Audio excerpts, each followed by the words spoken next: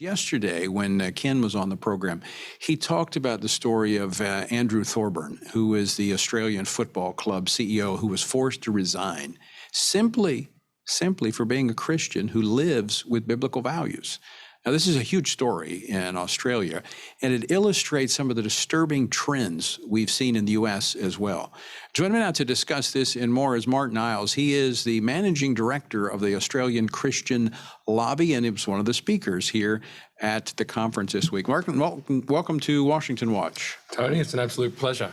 So I want to talk about what's going on down under. Yes. And there's some parallels between what we see here in America. I want to, this is a big story about this CEO.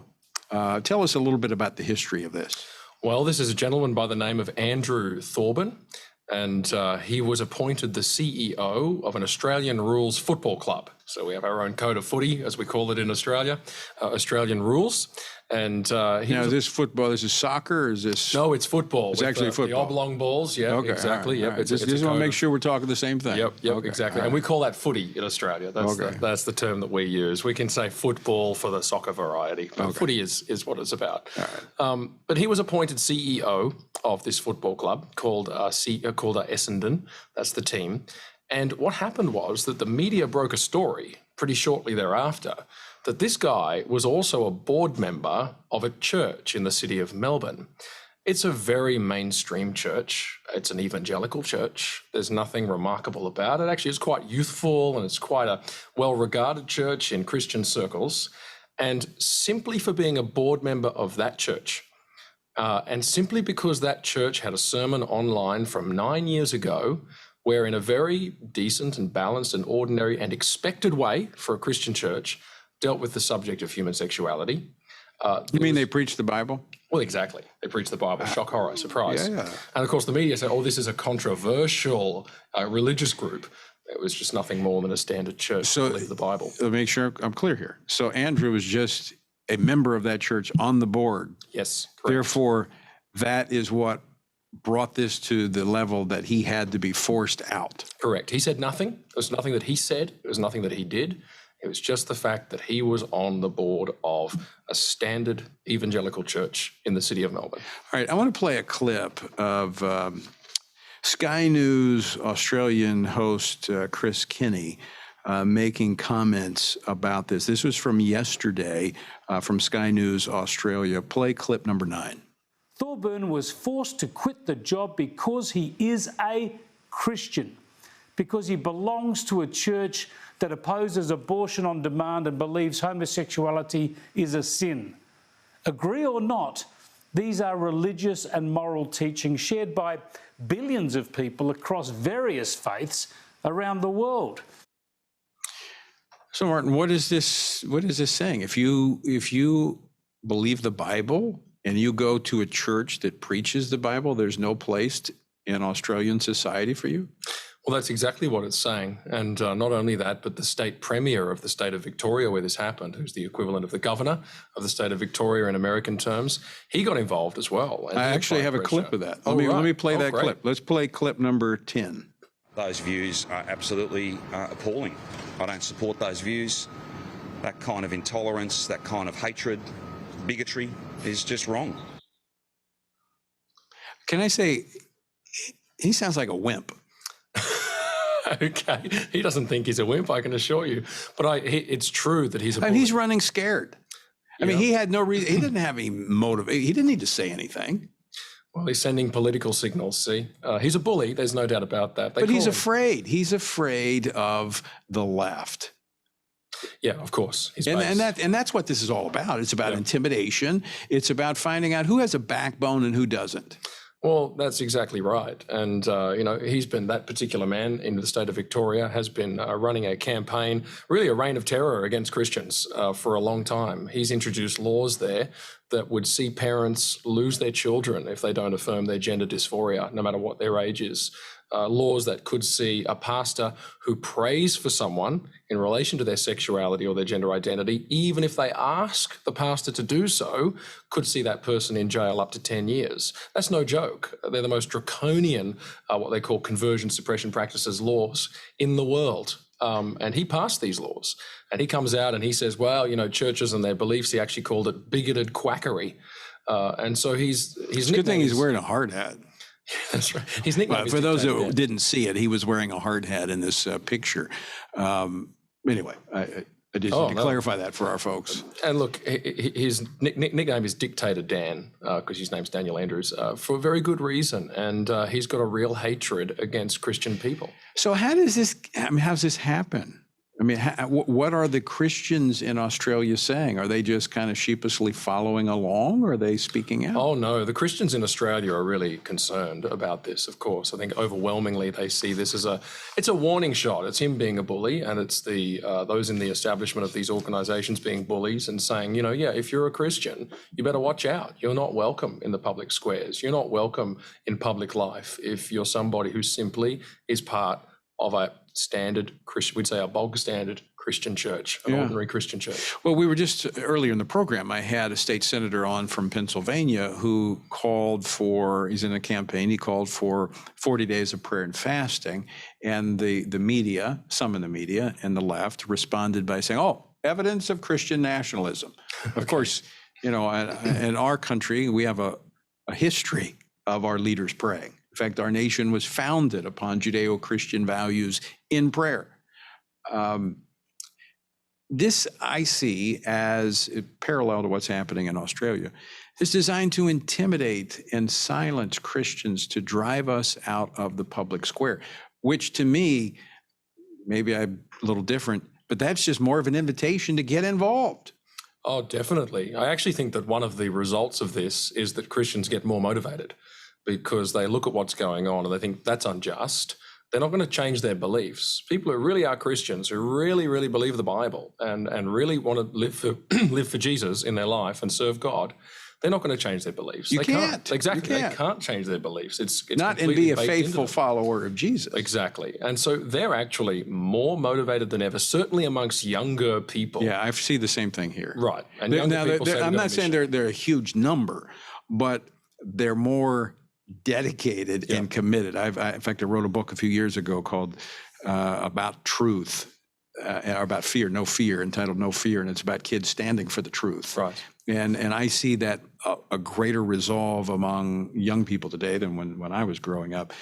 I want to get, Martyn, I'm going to get your take on America. Okay. My take on America in general. Well, just as we're freedom. talking about here, about religious freedom and the vibrancy of it or lack thereof, and Christians engaged. What from coming from Australia, what do you see about America? Well, in America, I see a lot more Christianity than I see in Australia. The public evidences of Christianity here are extraordinary for someone coming from secular Australia. The number of churches here, the number of Bible-believing, gospel-preaching churches here is extraordinary. And I look at that, and I also look at your situation where you're getting some religious freedom challenges as well, in the public squares in particular. And I think to myself, you know what, America's at a crossroads. America could end up where we are, and it may well end up there if churches actually take the threat and they actually do bow and they actually do go silent. Or if they stand firm and they don't compromise and they continue to be salt and light in this place, there's a great bright hope for America. Because if they continue to tell the truth and they don't bend, there's so many of these Christians in this country. And there's therefore such an opportunity for such a large number of people to stand firm on the gospel itself. And so I just say, you could go further down this line in the way that Australia has if you compromise, but it doesn't have to be that way. Does it matter to Australians and Christians in other countries what America does? Well, definitely. I think America is the most powerful nation in the Western world. And what happens in America is extraordinarily influential around the world. So how we deal with this threat to religious freedom and the exercise of it here in this country will have implications for believers in Australia and other countries? Definitely. The American First Amendment is a beacon of hope for the Western world because it shows what religious freedom should look like. And your example and what you do here really is a trailblazing thing for the rest of the world. And we do lock on and we see it. Even something as simple as this. Most Australian Christians follow the ministry of American pastors. I mean, you export gospel preaching, but you also export religious freedom. And what happens here really does affect the entire Western world, and a lot turns on it. So you spoke to pastors here this week at the conference. One takeaway, if you were to and have the opportunity to speak to pastors now across the nation on this program, what would be your one thing, the main point you would say, will you consider this? Will you do, this is what we need? Look, in 2 words, I'd say don't compromise. That's what I think we need. I mean, in Australia, whenever there is a threat like this and whenever there is pressure to compromise, we actually see incredible advancement for truth and goodness and the gospel when people refuse to compromise. You know, we've had people like Israel Folau, who was a football player. They tried to sack him for his Christian beliefs. He said, I can't compromise, drew a line in the sand, stood firm. The gospel went around the world thanks to his stand. So if you don't compromise, I think God actually uses your testimony. I think you're absolutely right. And courage breeds courage. Absolutely. And so when someone stands up, in fact, I was just having this conversation with a pastor. They were asking me, kind of, what do I do as we see this threat for us not to preach on these issues? I said, look, there'll be a moment where it feels like you're standing alone. Yeah, it's going to happen. I mean, it's a part of that testing. Yeah. Daniel experienced that. Shadrach, Meshach, and Abednego, they experienced what, for a moment, you're going to feel like you're standing alone. Yes. But then as you stand and you have the courage to stand, you're going to find out that you're no longer alone. That's right. Others will be standing with you because courage breeds courage. And those others, when their time comes, they'll be inspired by what happened to you. And they will take a stand when their day comes. And that just has an incredible effect. Like Billy Graham said, he said, the courage of one man often stiffens the spines of others. And that's what I would say. It's courage. It's not compromising. That's going to see an incredible witness for the truth and for the gospel continue in America. So everything rests on that.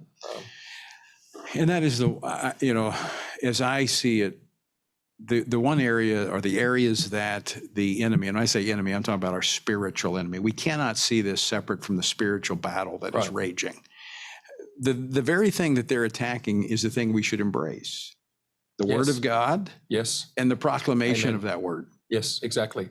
And where you see the attack at its hottest, you know that, as you said before, that's the thing they're scared of. Yeah. They don't want that to be spoken. They don't want that to be said. And in Australia, I talk about all of these controversial issues from a biblical perspective. I deal with the current events. I make videos about them, and they get widely viewed. And I'm starting to see people come up to me in the street and say, I watched your video, a video that lots of people in the Christian world would say, oh, you shouldn't say that. That's harsh. Right. But they say, I became a Christian because of that video, because it met them where they were. It met them in the cultural Jesus moment. wasn't controversial. Well, tell that to the Samaritan woman who had him call out her sin, or, Nicodemus to him. He said, you must be born again, a righteous man. He said, you've got to start over. So, it was pretty controversial. Martyn, we're almost out of time, but let's talk just very quickly about Christians in office. Are we seeing more that are feeling called and stepping into that arena? Oh, we definitely are seeing that, yes. We're definitely seeing a lot of Christians trying to influence political parties for good. And there's places where that's really advancing in a good way. They will always face opposition. We had a situation in the state of South Australia where a whole bunch of Christians joined up and the party cancelled their memberships. So they're a bit scared, as you said before. But, that got into the public eye and that was reversed. We've had those internal battles here. It's taken 30, 40 years, but Christians have now come to have a major influence in one of the parties here in this country. Same in Australia. It's still a minority in most places, but they are actually starting to have a significant influence in the Conservative political party in Australia. It doesn't happen overnight. No, it takes a long time. And again, we've just got to stick with it. We've got to persevere, keep going at it. Yeah. Final question. Have you ever boxed with a kangaroo? Personally, no. Oh, okay. I thought I was going to have to once because a big one, about a 7-foot tall one, suddenly emerged at me out of some trees when I was on the Sunshine Coast. But we both froze. We both looked at each other. And I don't know, there must have been something about my look. He took off. Well, Martyn, I hope others take off. Thanks, when Tony. they see you squaring off with them. Thank you for coming here and sharing what's happening in Australia and standing for truth. Absolute pleasure. God bless you all.